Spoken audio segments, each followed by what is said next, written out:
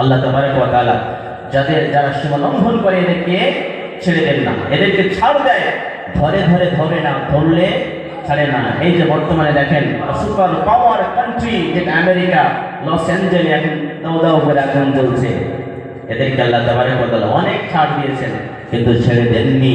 এরকম করে আমরাও যদি সীমা লঙ্ঘন থেকে ফিরে না আসি তাহলে আমাদের উপরে অতি শীঘ্রই আযাব। আল্লাহ রাব্বুল আলামিন কালামুল্লাহ মাজিদের মধ্যে বলে দিলেন, ইন্নাল্লাহা লা ইউহিব্বুল মু'তাদিন।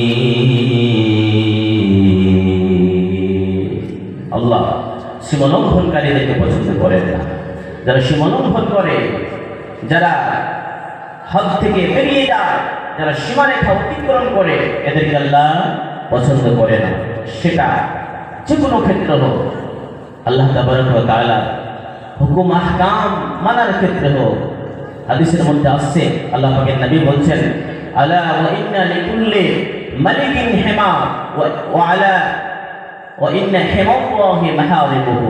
আল্লাহ পাকের নবী বলছেন যে খবরদার শোনো, প্রত্যেক বাদশাহ, প্রত্যেক রাজা একটা নির্দিষ্ট সীমারেখা রয়েছে।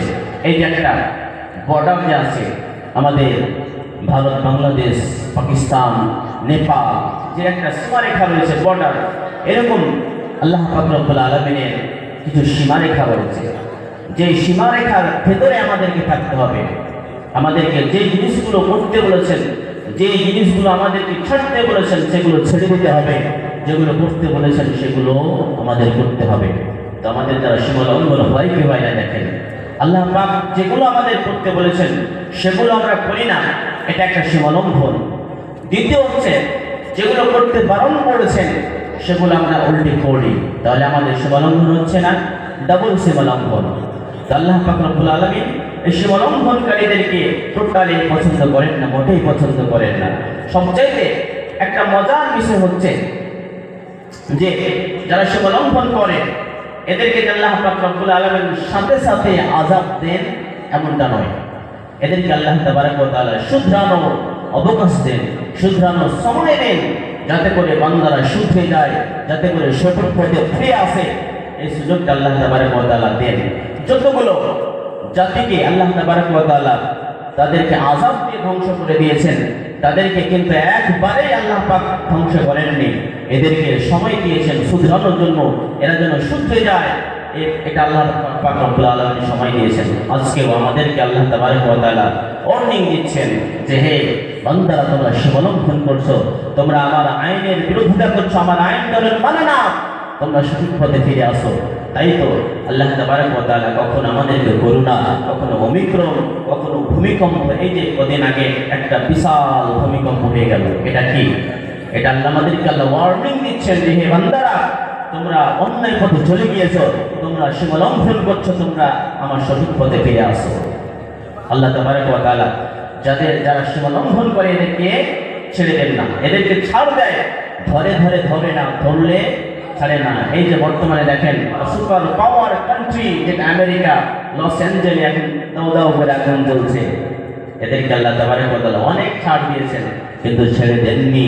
এরকম করে আমরাও যদি সীমা লঙ্ঘন থেকে ফিরে না আসি তাহলে আমাদের উপরে অতি শীঘ্রই আযাব আসবে। আমার ভাইরা, বলতেছিলাম যতগুলো জাতিকে আল্লাহ তাবারক ওয়া তাআলা তাদের সীমা লঙ্ঘন করার কারণে ধ্বংস করেছেন, তাদেরকে একবারে ধ্বংস করেননি, এদেরকে সুযোগ দিয়েছেন যে বান্দা ফিরে আসো। এই জন্য আমরা কালামুল্লাহ মাজিদের মধ্যে পাই হযরত সালেহ আলাইহিস সালামকে পাঠিয়েছিলেন কওমে সামুদের কাছে। তাদেরকে সালেহ আলাইহিস সালাম দাওয়াত দিয়েছিলেন কালেমা, ইয়া কাওমি ইবুদুল্লাহা মা লাকুম মিন ইলাহিন গায়রু। হে আমার সম্প্রদায়, তোমরা এক আল্লাহর ইবাদতের দিকে ফিরে আসো, তোমরা অন্য কারো ইবাদত করো না। এই এক আল্লাহর দিকে আল্লাহ তাবারক ওয়া তাআলা নবী সালেহ আলাইহিস সালাম ডাক দিয়েছিলেন যে তোমরা আমার আল্লাহর দিকে ফিরে আসো। কিন্তু এরা সালেহ আলাইহিস সালামের কথা অস্বীকার করেছিল, মানেনি। এরা সালেহ আলাইহিস সালামকে বলেছিল তুমি পাগল, তুমি কি বলো, কোন আল্লাহ এক আল্লাহ, আমাদের এতগুলি মাবুদ, আমরা ইবাদত করছি আর তোমরা তুমি কোন এক আল্লাহর কথা বলছো, আমরা মানবো না। এইদিকে সালেহ আলাইহিস সালাম তাদেরকে দাওয়াত দিতে থাকেন যে আমার সম্প্রদায় তোমরা এক আল্লাহর ইবাদত করো। এইদিকে সালেহ আলাইহিস সালামের সম্প্রদায় সালেহ আলাইহিস সালামের কাছ থেকে দূরে চলে যায়, কিন্তু সালেহ আলাইহিস সালাম তাদের পেছন ছাড়েন না। এবার তারা যখন দেখে যে সালেহ আমাদের পিছন ছাড়বে না, তখন তারা সবাই একত্রিত হয়ে বলল, পরামর্শ করলো যে আমরা সালেহের কাছে এমন একটা জিনিস চেয়ে বসবো যে দাবি আমাদের সে পূরণ করতে পারবে না, আমাদের কাছে কালেমার দাওয়াত নিয়ে আসবে। তারা পরামর্শ করলো গিয়ে সালেহ আলাইহিস সালামকে বলে, ও সালেহ, আমরা তোমাদের কাছে এমন একটা জিনিস চাইবো যে জিনিসটা যদি তুমি আমাদেরকে দেখাতে পারো, দিতে পারো, তাহলে তোমার রবের উপর আমরা ঈমান আনবো। তারা চেয়ে বসলো, হে সালেহ, তুমি আমাদেরকে এই যে পাহাড় দেখছো, এই পাহাড়ের ভেতর থেকে একটা 10 মাসের গর্ভধারিণী উট বের করো।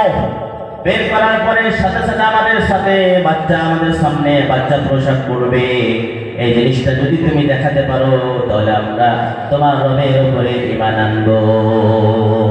সালেহ আলাইহিস সালামের কাছে তারা এটা চেয়ে বসলো। সালেহ আলাইহিস সালাম দোয়া করলেন, হে আমার রব, আমার সম্প্রদায় এই একটা জিনিস দেখতে চেয়েছে, তুমি দেখানোর ব্যবস্থা করে দাও। আমার ভাইয়েরা, সালেহ আলাইহিস সালাম যখন দোয়া করলেন, চাক্ষুষ লাইভে পাহাড় প্রকম্পন শুরু করলো। পাহাড় কাঁপতে কাঁপতে পাহাড়ের একটা বড় পাথর ফেটে একটা উট বের হলো। উট বের হওয়ার পরে তাদের সামনে বাচ্চা প্রসব করলো। আচ্ছা বলুন, সালেহ আলাইহিস সালামের কাছে যা তারা চেয়েছিল তারা পেয়েছে কিনা? তারা লাইভে দিনের বেলায় সচক্ষে দেখতে পেল যে একটা উট পাহাড়ের ভেতর থেকে বেরিয়ে সাথে সাথে বাচ্চা প্রসব করলো। এটা দেখার পরে তাদের কি করা উচিত ছিল? এটা দেখার পরে তাদের সাথে সাথে ঈমান আনার উচিত ছিল, কিন্তু তারা ঈমান আনে নাই। সালেহ আলাইহিস সালাম যখন তাদেরকে বললেন যে তোমাদের দাবি আমি পূরণ করে দিয়েছি, তোমরা ঈমান আনো, তারা বলল, সালেহ, তুমি কি বলো? তুমি তো একটা জাদুঘর, তুমি পাগল, তোমার জাদু এমন বড় জাদু যে জাদু তুমি পাহাড় পর্যন্ত ঢুকিয়ে ফেলেছো, আমরা ঈমান আনবো না। তারা ঈমান আনলো না, তারা সীমা লঙ্ঘন করলো, অবাধ্য হলো। সালেহ আলাইহিস সালাম বলেন, ঠিক আছে, তোমরা যখন ঈমান আনলা না, তবে একটা কথা শুনে রাখো, এটা হচ্ছে আল্লাহর উট। এই উটটা তোমরা হেফাজত করে, এই উটটা তোমরা ক্ষতি করার চেষ্টা করো না। কালামুল্লাহ মাজিদের মধ্যে রব্বুল আলামিন বলেন, হাদিহি নাকাতুল্লাহি লাকুম আয়াতান ফাদরুহা তাকুল ফি আরদিল্লাহি ওয়া লা তামাসসুহা বিসুইন ফায়াখুযাকুম আযাবুন আলীম। সালেহ আলাইহিস সালাম তাদেরকে বললেন, হে আমার সম্প্রদায়ের লোকেরা, এইটা হচ্ছে আল্লাহর উট, এই উটটা তোমরা হেফাজত করো, এই উটটাকে আল্লাহর জমিনে ছেড়ে দাও, এই যেখানে সেখানে খেয়ে বেড়াবে, তোমরা এর ক্ষতি করার চেষ্টা করো না। যদি তোমরা এই উটের ক্ষতি করার চেষ্টা করো, তাহলে তোমাদেরকে ভয়ঙ্কর আযাব তোমাদের পাকড়াও করবে। তোমরা এই উটটার ক্ষতি করার চেষ্টা করো না। সালেহ আলাইহিস সালাম তাদেরকে বললেন। অন্য জায়গায় বলছেন, আল্লাহ পাক বলছেন যে ফাকালা লাহু রাসূলুল্লাহ নাকাতাল্লাহি ওয়া সুকিয়াহা। আল্লাহ বললেন, রাসূল সাল্লাল্লাহু আলাইহি ওয়াসাল্লাম বললেন তাদেরকে যে হে সালেহ বললেন, হে আমার সম্প্রদায়, তোমরা এই উটের পানি পান করার ব্যাপারে তোমরা সতর্ক থেকো, তোমরা এর ক্ষতি করার চেষ্টা করো না। আমার ভাইয়েরা, তারা তো ঈমান আনলো না, আর সালেহ আলাইহিস সালাম তাদেরকে বারণ করলেন যে উটটার ক্ষতি করার চেষ্টা করো না, কিন্তু তারা অবাধ্য হলো, সীমা লঙ্ঘন করলো। সীমা লঙ্ঘন করার ফলে উটটাকে হত্যা করলো। হত্যা করার পরে তাদের সীমা লঙ্ঘন দেখেন, কত বড় সীমা লঙ্ঘন তারা করছে। এইদিকে এক উটকে হত্যা করার পরে সালেহ আলাইহিস সালামকে বলছে, হে সালেহ, তুমি তো বলেছিলে যে এই উটটাকে হত্যা করলে আযাব আসবে, কোথায় আযাব? আযাব তোমরা দেখতে পাচ্ছি না। সালেহ আলাইহিস সালাম বললেন, ঠিক আছে, তোমরা 3 দিন অপেক্ষা করো, 3 দিনের মাথায় তোমাদের উপরে আযাব অবশ্যই আসবে। আমার ভাইয়েরা, ঠিক 3 দিনের মাথায় উটটাকে হত্যা করার 3 দিনের মাথায় তাদের উপরে আযাব আসলো। আযাব কি? فأخذتهم الرجفة فأصبحوا في دارهم جاثمين তাদের উপরে আযাব আসলো ভূমিকম্প এই যে কদিন আগে একটা বিশাল ভূমিকম্প হয়ে গেল এরকম সাল্লাল্লাহু আলাইহি সাল্লাম সম্প্রদায়ের উপরে কওমে সমুদের উপরে একটা আযাব আসলো আযাবটা হচ্ছে ভূমিকম্প হওয়ার ফলে তারা মুখ থুবড়ে জমিনে পড়ে গেল এরপরে 2 নম্বর আযাব তাদের উপরে আসলো জিবরিল আমিন সেই এলাকার উপরে এসে এমন একটা বিকট আওয়াজ করলেন যে আওয়াজের ফলে তাদের কানের পর্দা ফেটে রক্ত বেরিয়ে সবাই মারা গেল কেন তারা মারা গেল কেন তাদেরকে দুনিয়া থেকে নির্মূলে শেষ করে দেওয়া হলো কারণ তারা সীমালঙ্ঘন করেছে তারা সীমা অতিক্রম করেছে এরা আল্লাহর বিধানকে মানেনি আমার ভাইরা শুধু তাই নয় আরো যে সমস্ত জাতিগোষ্ঠীকে রব্বুল আলামিন তাদের সীমালঙ্ঘন করার কারণে তাদের ধ্বংস করেছেন তার মধ্যে হচ্ছে কওমে লূত ফিরআউন এদেরকেও রব্বুল আলামিন তাদের সীমালঙ্ঘন করার কারণে ধ্বংস করে দিয়েছেন শেষ করে দিয়েছেন আমার ভাইয়েরা ওই জন্য আমাদেরকেও সতর্ক থাকতে হবে আমাদের দ্বারা যেন কোনো সীমালঙ্ঘন না হয়ে যায় আমাদের দ্বারা যেন কোনো সীমা অতিক্রম না হয়ে যায় যেগুলো রব্বুল আলামিন আমাদেরকে করতে বলেছেন সেগুলো আমরা করব আর যেগুলো আমাদেরকে ছেড়ে দিতে বলেছে সেইগুলো আমরা ছেড়ে দেব এটাই করলে আমাদের দ্বারা সীমালঙ্ঘন হবে না সীমালঙ্ঘন কোনো ক্ষেত্রে করা যাবে না স্বামী স্ত্রীর ব্যাপারে করা যাবে না আপনি গার্জেন আপনার উপরে যেটা দায়িত্ব রয়েছে দায়িত্বের উপরে আপনি সীমালঙ্ঘন করিয়েন না এক কথা যে কোনো ক্ষেত্রে আপনার চলতে উঠতে বসতে যে কোনো ক্ষেত্রে সীমালঙ্ঘন করা যাবে না সীমালঙ্ঘন করলে রব্বুল আলামিন আমাদেরকেও ওদের মতো ধ্বংস করে দেবেন তো 1 নম্বর যেটা বলছিলাম সীমালঙ্ঘন করা যাবে না আমাদের সীমা যেটা আল্লাহ আমাদেরকে বেঁধে দিয়েছেন এই সীমার মধ্যে আমাদের থাকতে হবে সীমার মধ্যে থাকতে হবে বাইরে যাওয়া যাবে না সব ক্ষেত্রে এমনকি ইবাদতের ক্ষেত্রেও আমাদের বাড়াবাড়ি করতে হবে না সীমালঙ্ঘন করতে হবে না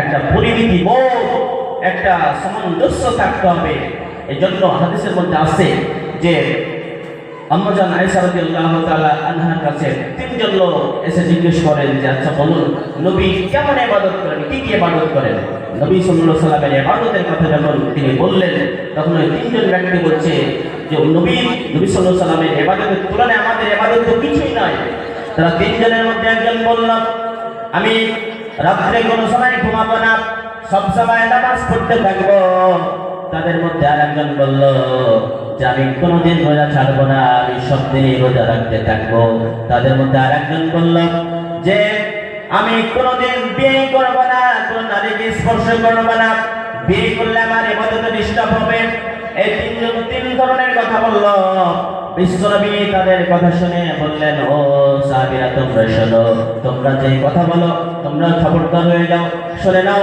আমি নবী আমি তোমাদের তুলনায় আমি আল্লাহকে বেশি ভয় করি আমি তাকওয়ার অধিকারী বেশি আমি দেখো আমি রাতে ঘুমাই আবার কখনো রোজা রাখি কখনো রোজা ছেড়ে দেই আমি বিবাহ করেছি আমার ভাইরা বিশ্বনবী বলতে চাইলেন যে না খবরদার ইবাদতের ক্ষেত্রে বাড়াবাড়ি করা যাবে না সীমালঙ্ঘন করা যাবে না সর্বক্ষেত্রে আমাদেরকে একটা পরিমিতি বোধ রাখতে হবে যে আমাদের দ্বারা যেন সীমালঙ্ঘন না হয়ে যায় যারা সীমালঙ্ঘন করে এদেরকে রব্বুল আলামিন পছন্দ করেন না